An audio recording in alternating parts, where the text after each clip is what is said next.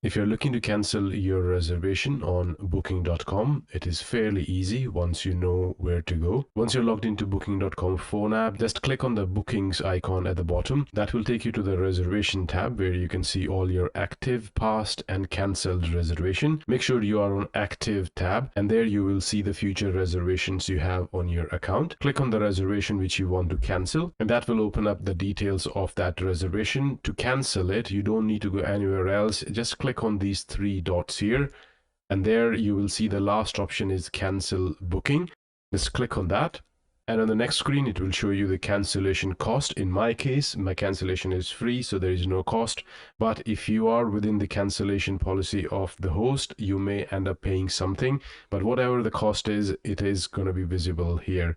And then you just click on cancel entire booking, and the booking will be straight away removed and cancelled from your account. I hope you find this video useful. Have a wonderful day wherever you are. Until next time, bye-bye.